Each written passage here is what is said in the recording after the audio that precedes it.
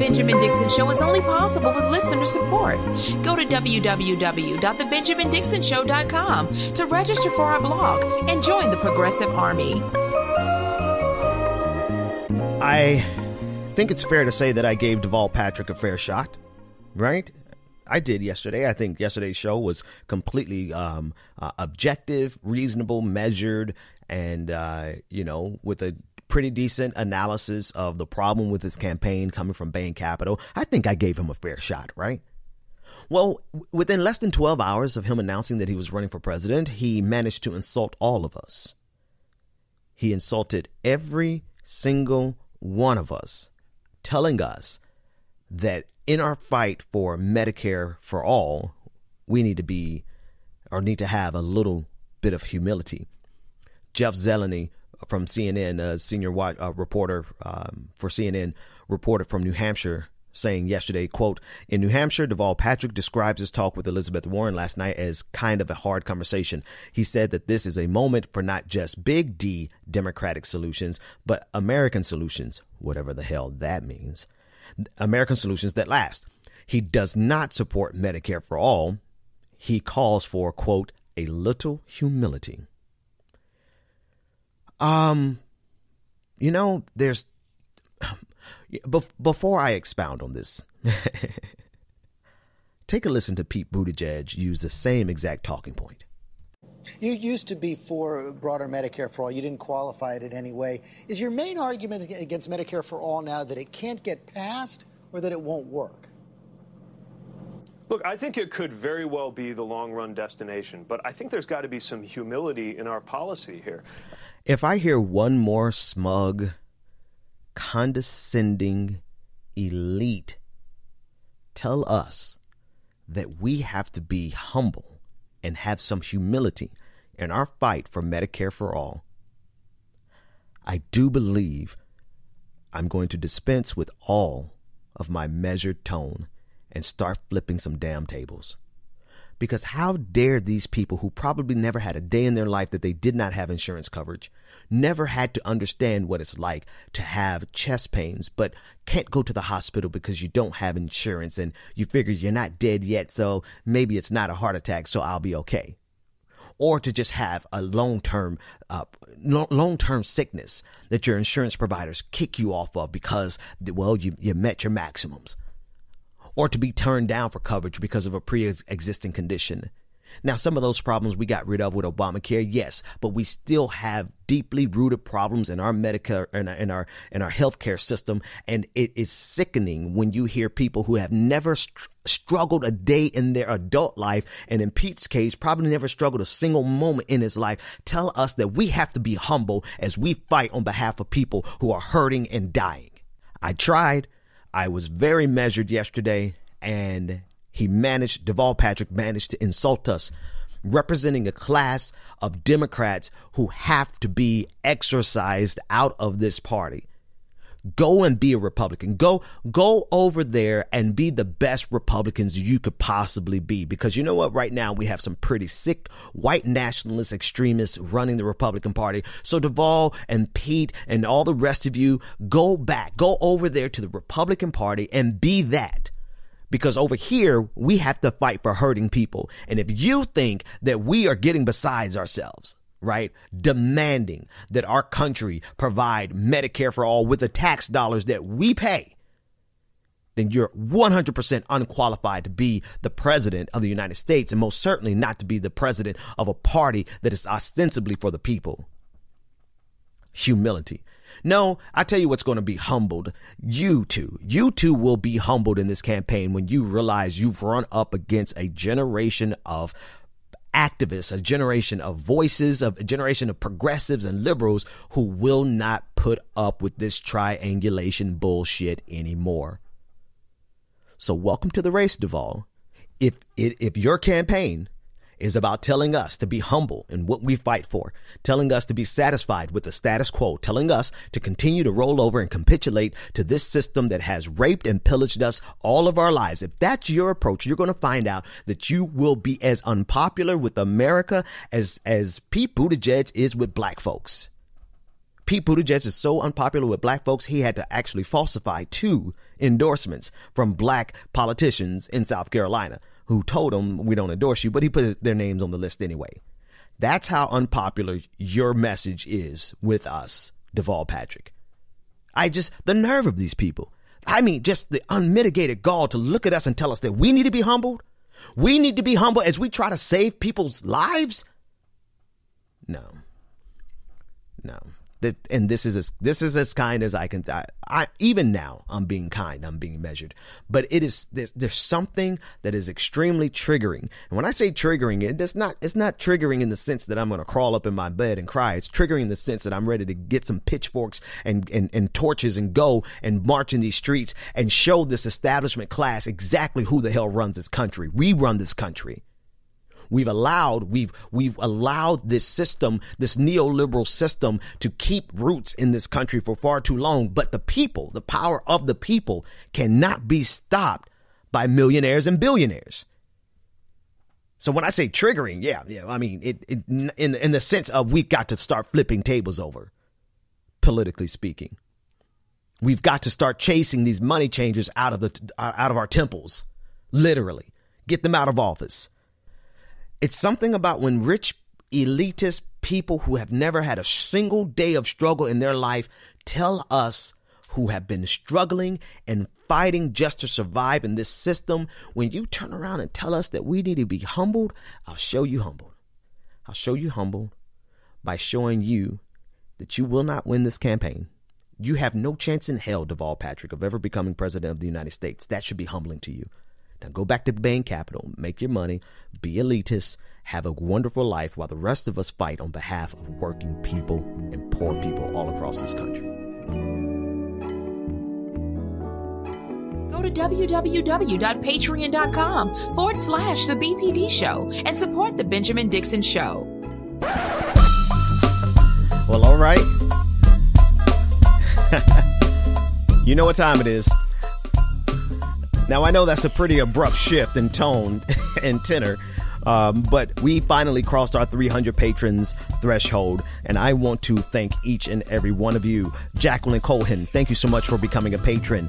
Tzveta Manilova, I know I massacred that name, but thank you for increasing your pledge. That means a lot. Special thanks to Brandon Bunn for becoming a patron yesterday. Also, special thanks to Alexandra Goretz for becoming a patron. Special thanks to Karen Fetty for becoming a patron. And last but not least, the 300th patron, the person who put us over the top. It's only fitting that it would be my actual blood cousin, Boris Donald. Thank you so much, cuz. Love you, and hopefully we'll see you soon.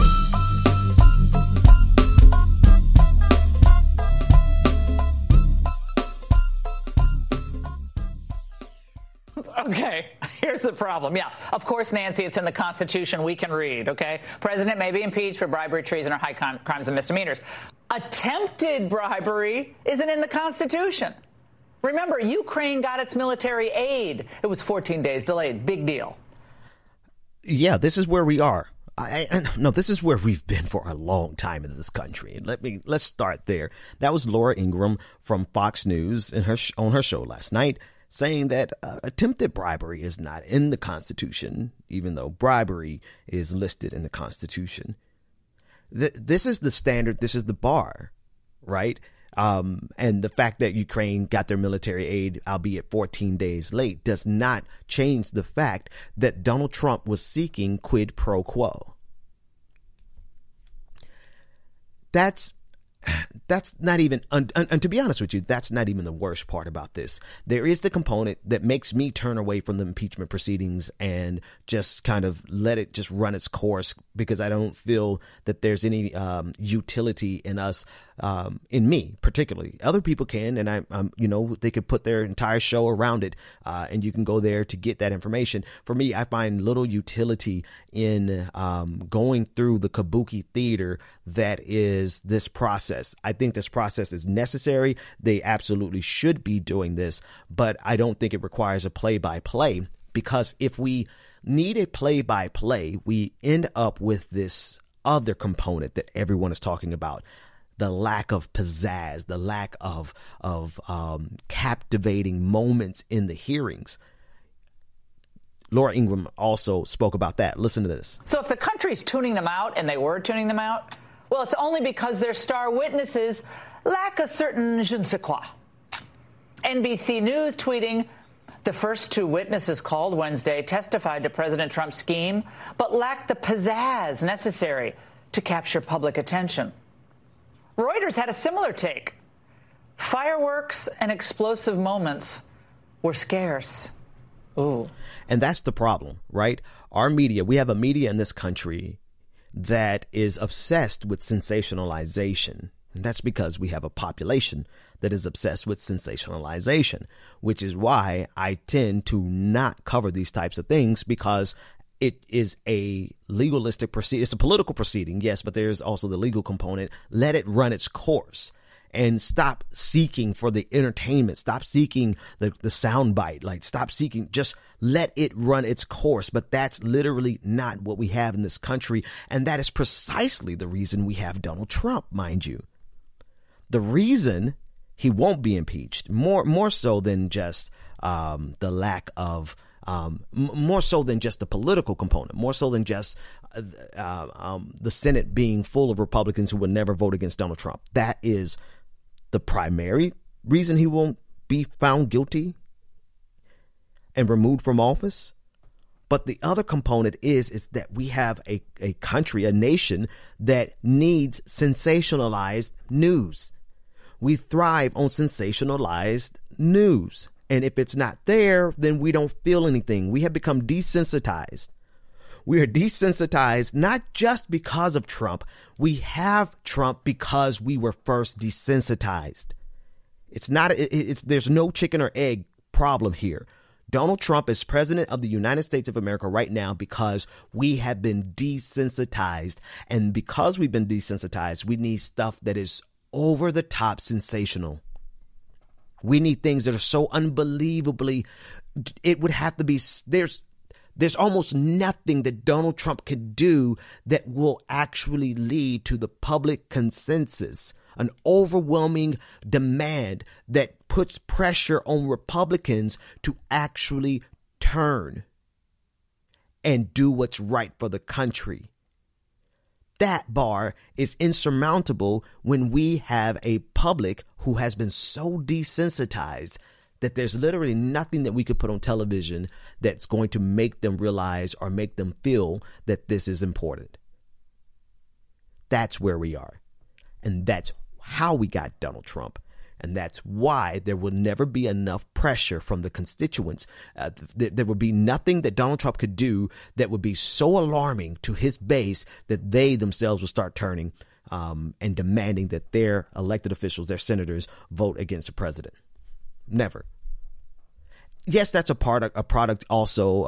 Another function in that equation, another variable in that equation most certainly is hyperpartisanship. Yes. But we have had periods of hyperpartisanship in this country before. I mean, parties are always hyperpartisan, but what's new now is the fact that we are not shocked by anything. We're no longer appalled by anything. And ironically, we're appalled by everything.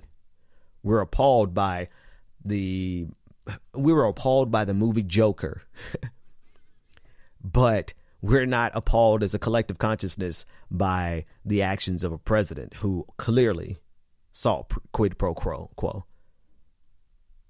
That's where we are. And so it almost seems futile to cover it. But that this bit that came out yesterday is beautifully juxtaposes the exact problem that we have in this country, where because we need something so sensationalized, the minutia, the details, the important details that make the case don't really resonate with the people. And because of that, well, Donald Trump is going to be just fine. But also because of that mentality, that's why Donald Trump is in there in the first place. And all the way back to the role of Fox News in the desensitization of this country, where now they are kicking the football of presidential responsibility so far down the road that she says attempted bribery isn't in the Constitution. That's where we are.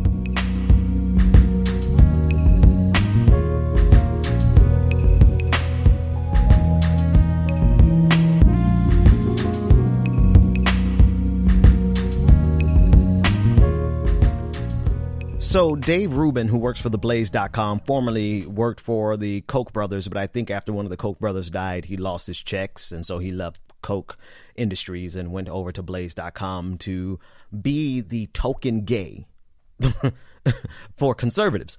That's literally his role.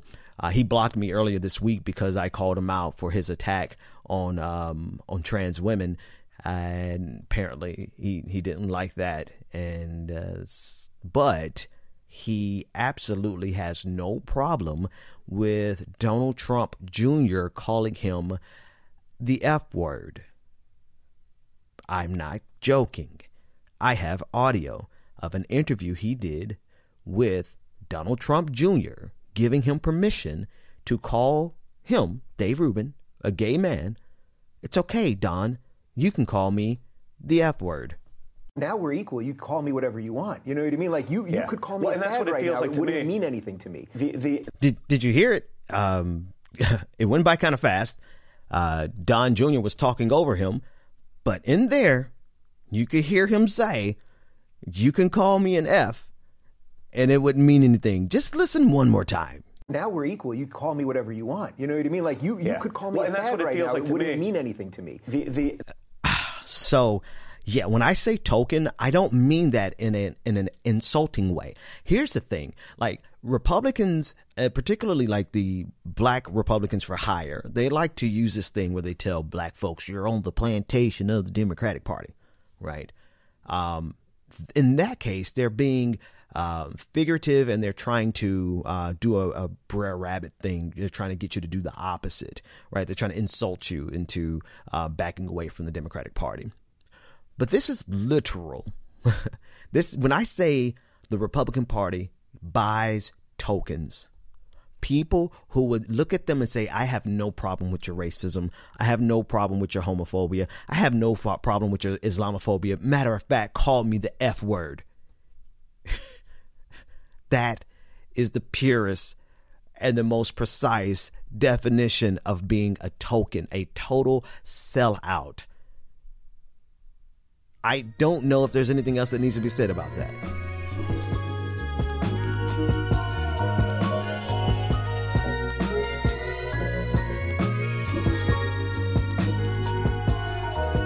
There's a fascinating war that's going on in the conservative movement. It's hilarious. These edge, like I would say my show kind of exists on in this space where I kind of litigate these arguments on the left. Well, the same thing is happening on the right, but it's far more interesting what's happening on the right than it is on the left.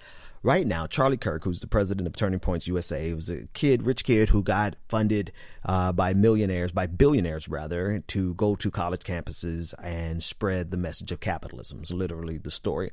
He didn't go to college himself. That's irrelevant. But he's a young guy. I think he probably isn't 25 yet. And multimillionaire, just making money off of going to campuses and trying to spread the gospel of capitalism, the false gospel of capitalism. Well, he's no longer radical enough for the white supremacists and white nationalists who are literally the base of Donald Trump. Now, Charlie Kirk has tried to turn mainstream. He is now putting out videos showing him attacking white nationalists and throwing them out of his events. Well, there's a video that came out yesterday of white nationalists throwing him out of one of his events because he's no longer supporting Donald Trump the way he should. He's no longer, worried about the demographics of this country the way that he should. In other words, he's not racist enough. Here, Charlie Kirk, who built his platform not only off of capitalism, but off of dog whistles, built his base with people who heard the dog whistles and heard the full message. That's the magic of dog whistles. You only say one thing, but they hear the full message. When you build your platform like that, it is inevitable that you are going to get the worst of the very worst. All the people that you would like to keep quiet but still get their vote, they're going to be there. And once they see that you're trying to go mainstream, Charlie Kirk, well, they do what they did to you yesterday. And so now they have this new kid that I want to play a little piece of his clip, because I want you to see who the real champion of conservatives really is and why Charlie Kirk really isn't going to cut it anymore. Trump lost Virginia in 16. We lost Virginia in 18. We're going to lose Virginia in 2020. We lost Virginia last week. Why? Because of mass immigration. We're going to lose Texas because of mass immigration. We're going to lose Arizona, Georgia, Colorado, Florida because of mass immigration. If you don't believe me, look at California. California, and it might be hard for young people to believe this, but California used to be a solid red state. It was carried by Republicans without a doubt every election. Ronald Reagan carried it, I think, 4 times. Nixon carried California 6 times. What changed? Maybe it was all the Democrat voting Hispanics that Charlie Kirk thinks that we're going to win back with enough Hispanic leadership summits. You got to look at the big picture. We are trying to save this administration, save the movement, ultimately save the country from itself. Now, the music, the background dramatics, I did not add that. That's a part of this kid, Nick Fuentes. This is a part of his video. And, you know, this shows you the fault lines. You have the dog whistle racists like Charlie Kirk and the traditional Republican Party. They have long been dog whistle racists. That's how they built their entire constituency. But the problem is that the thing about dog whistles is that dogs hear them loudly and clearly, and you're going to attract all of these extremely racist and radical and subversive elements that seek an ethno state. A white ethno state. They seek to make America a white nationalist ethno state. That's what they want. And they are growing in numbers and in intensity, right? This is no longer just a fringe. This is like when the children grow up and kill their parents kind of narrative, where now the kids who were fed all of the dog whistle racism and actually believed it are now rising up in mass numbers, and they are going to push the Republican Party even further to the right. So we thought Donald Trump was the very worst that we could get with the Republican Party. Or I didn't really think that. I think the establishment thinks that. But there's going to be something that comes out of the right so obscenely, just objectively evil that you very well may find people embracing Donald Trump like they do George W. Bush. That's because once you feed a bigot, there's no limit to how far they want to go. Well, I'm here in the freezing cold getting free chicken sandwiches because the food tastes great. I mean, it's chicken. It's fried chicken. I like fried chicken. Pretty white TT. Pretty white TT. Pretty white TT. Pretty white TT. Pretty white TT. Pretty white TT. Pretty white TT. Pretty white TT.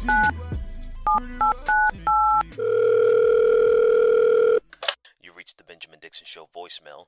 Leave your message and we'll respond live on air. Good morning, Mr. Dixon. My name is Brandon Morrison. I'm an educator here in Greensboro, North Carolina. I'll try to keep this short because I'm actually about to go into my school building now. But I just finished up listening to your podcast from yesterday, and you were talking about the school lunch issues where students their lunches are basically being taken and they're given what we call alternative meals. It really hit home because this is something that I've been looking at for the past few months, because it's something that I've seen here in North Carolina as well. And I'm sure it's happening in more than just our 2 states. But with that, I wanted to say that I believe this is a war on poor people. I understand a lot about capitalism now, being an adult, or adulting, shall we say, for the past 7 years. But a lot of that capitalism knowledge has also come from you. So I wanted to say thank you for that. But I just wanted your opinion on what are educators' roles in fighting for social justice?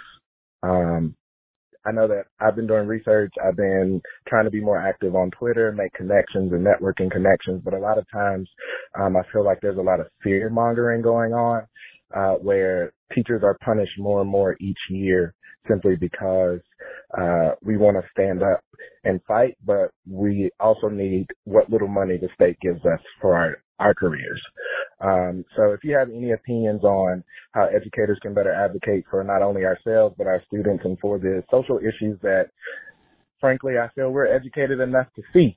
We're able to see the strings that are being pulled, and we know that we are in the same boat with the children who are being punished for not having money that they don't have any responsibility to actually acquire at their age. But again, thank you for listening. Thank you for the opportunity to share our opinions, and I look forward to your response. Have a good day. Hey, dude, thanks so much for that call. You said a lot in that call, but particularly at the end when you said the kids are saddled with a responsibility that they're not even equipped to meet themselves yet.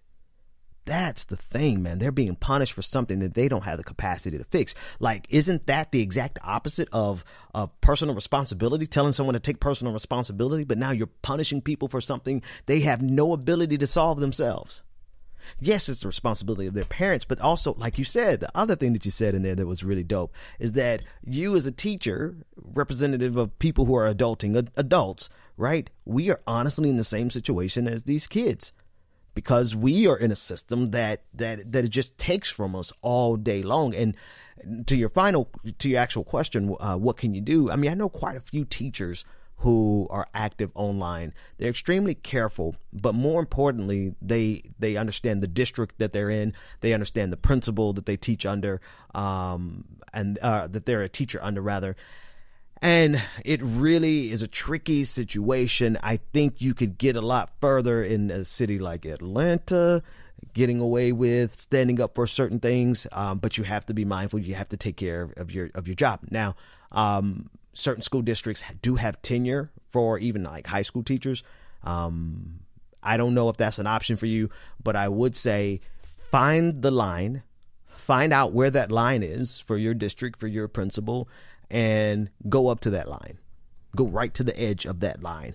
Look at it, look across it, and dare, you know what I mean? Kind of like look across the edge and be like, I bet you I got, like I dare you.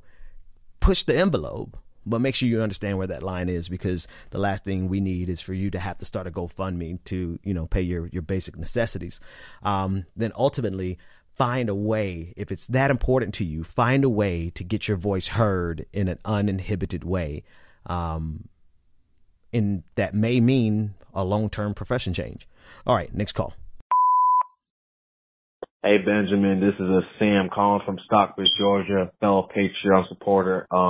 Wanted to call for the show. I think I sent you an email last week. We were still in the Patreon chat about progressive Christianity, since you are a fellow progressive Christian and me as well, of like some guests that you would like to bring up. I was thinking of, when are you going to bring Elizabeth Bruin, Matt's wife, on? Because since she talks a lot about socialist Christianity in a way. And I think that's all. But glad seeing you. Keep rolling.